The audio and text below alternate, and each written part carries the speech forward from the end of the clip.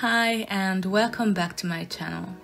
I'm Viki and today I'm going to show you the second batch of my digital paintings from the month of June. This was part of a challenge I created called Regal Creatures, where I drew a different animal each day. Not just the usual cats and dogs, although yes, there were plenty of those too, because they're the most popular. But I also tried to mix it up with more unusual animals like snails, toads, and even animal bones. This batch kicks off with a rat wearing a ribbon. This one was a bit tricky because I'd never drawn a rat before, and the ribbon added an extra challenge. I had to figure out how it would realistically twist around the rat's body. At first, it blended into the image too much, so I ended up coloring it green to help it pop. That actually made this piece stand out, since I tried to keep most of the artwork monochrome during this challenge. The second one, well, technically the 12th drawing, was a squirrel. And you should know I love squirrels. I had a total princess moment once. I'm going to put the video here. They're just so adorable. So I really wanted this drawing to turn out well, especially because the day's theme was Baroque tale. That meant the tale had to be the star of the show, more so than I'd normally emphasize it. I spent a lot of time studying the reference image and trying to capture that fluffy texture.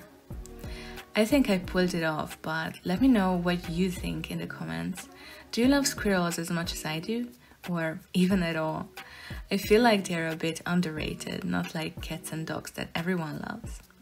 But I find them irresistibly cute, especially when they climb up on you expecting food like in the video. I just can't help but love them.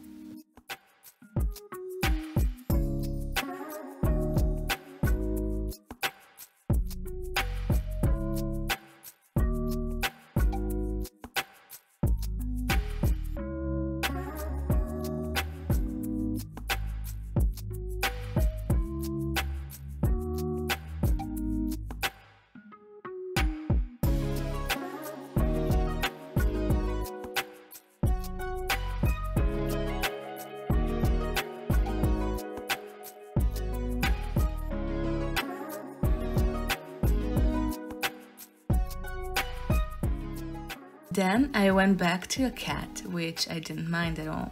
I love cats and dogs and pretty much every animal except worms and bugs.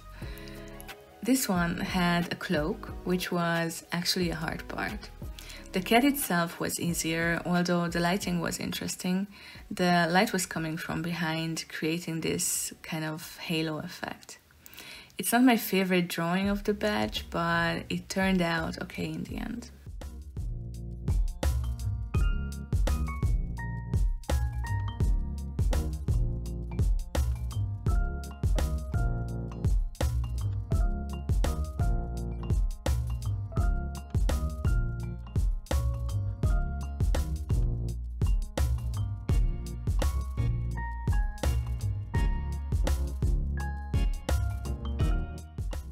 Next up was a marble pub bust. I couldn't find any actual marble statues of dogs on Pexels, where I get most of my references, but I did come across this sweet statue from Scotland. It was an interesting switch because up until then I'd only drawn from photos of real animals, not sculptures. At first I wasn't sure how to show that it's a statue and not just a dog, but honestly I ended up treating it like a real animal anyway. The sculptor, William Brodie, did such an amazing job with the fur that it practically looked alive. You could almost imagine it moving in the wind. I tried to reflect that in the drawing.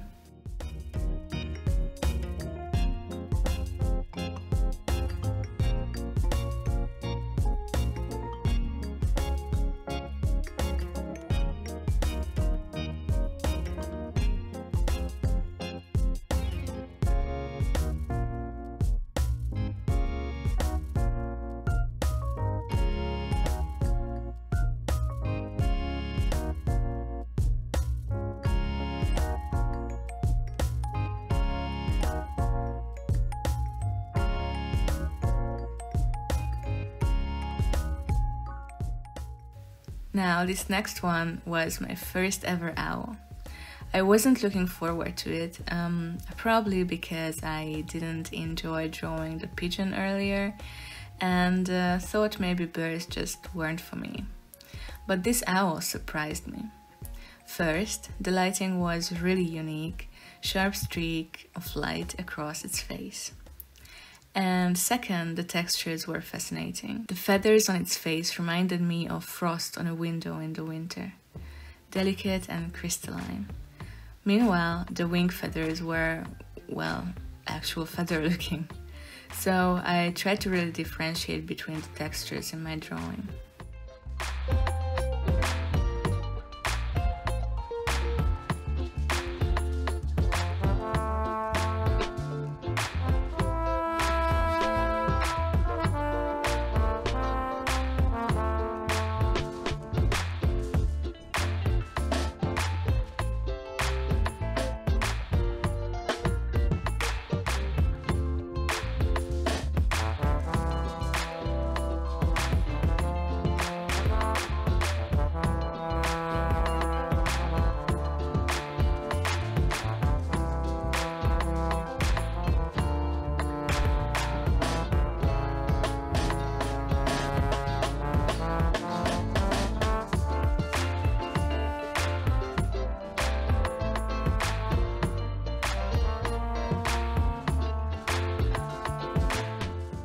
Then came my favorite drawing of this batch, a skull. I'd never drawn an animal skeleton or animal skull before, so I loved doing this one. I started by blocking in the light areas, then added darker tones, refined the edges, and slowly built up the details. The horns were especially interesting. They reminded me of snail shells or snail houses, is that what we call them? Anyway, the horn texture was so different from the smoothness of the skull. I tried to capture that contrast with rough lines that, from a distance, give the impression of natural horn patterns. The original reference photo had amazing lighting too, so I didn't need to invent anything, I could just follow the image.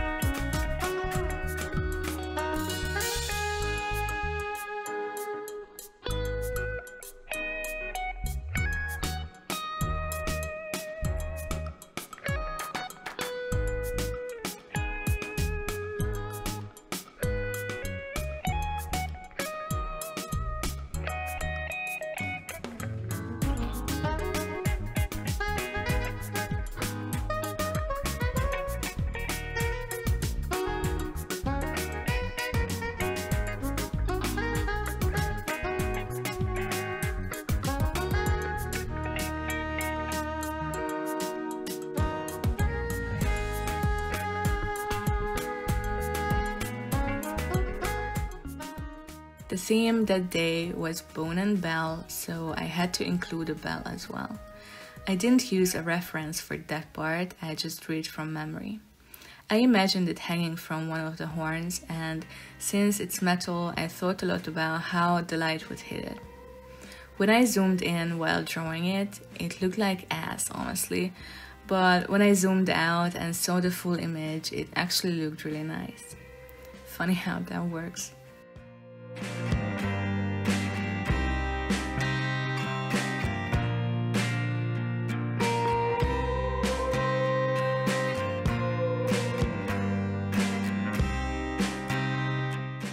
After that, I went back to a more familiar subject, a dog. The theme was noble snout, so I focused on the nose. I chose a reference where the nose was front and center. At first it felt awkward and I wasn't sure how to approach it. I made the nose too dark initially, but I pulled it back to a softer gray, and once I added highlights and details, it finally came together.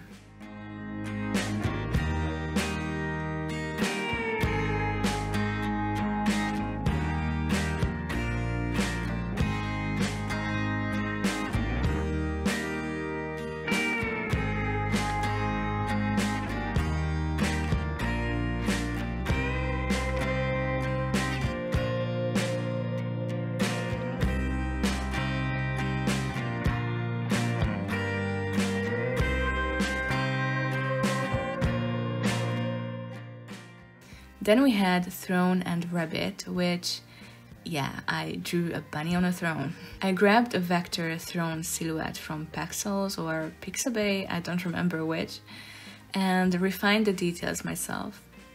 I adjusted the lighting in the background and added the bunny on top.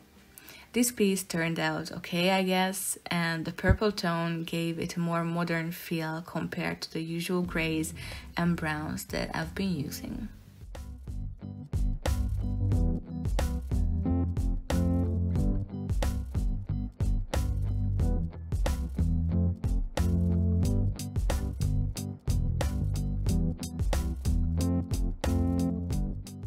One of the more unique animals I drew was a snail. I'd never drawn one before. Fun fact, after it rains, if I see a snail in the middle of the road, I always try to move it to safety. I know some people see them as pests, especially gardeners, but I'm not one, so to me they are just another little creature to care about. I started drawing the snail's body in super high detail, but realized that wasn't necessary. Just hinting at the texture was enough. It's kind of a weird texture anyway, like little islands or something. Again, the lighting in the reference image was perfect, so I could focus more on the drawing and less on making decisions. I used a mossy green as base color, and it was fun to study and learn how the snail is built, how it differs from or resembles other animals. That's something I've enjoyed with all the animals I hadn't drawn before, like the owl or the snail. Even when I drew a lion, I noticed how similar its whiskers are to a house cat's. It's been really interesting to spot those kinds of details, and this challenge definitely helped with that. And of course, it helped me keep drawing every single day.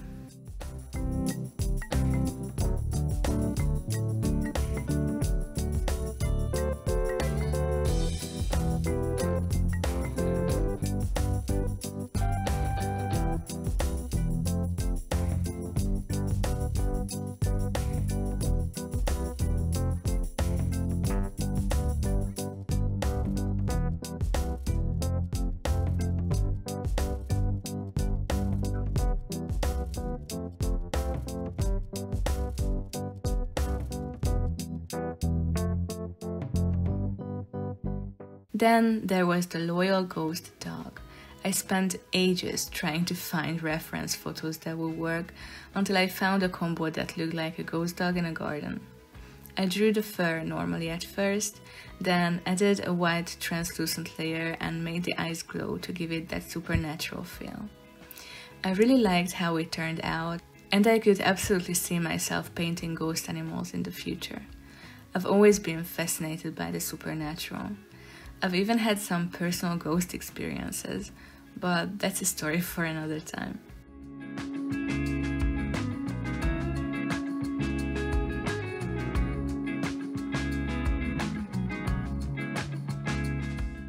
So yeah, that was the second batch of the Regal Creatures Art Challenge. The final part is coming in 2 weeks, so stay tuned. In the meantime, you can watch the first video, I link it down below, and check out my other classical style painting videos. If you want to support me, watching them really helps. Every view counts. Thank you for watching and supporting me. I'll see you in the next one. Bye! You should make a drinking game out of this, like how many times I say I'd never drawn this before.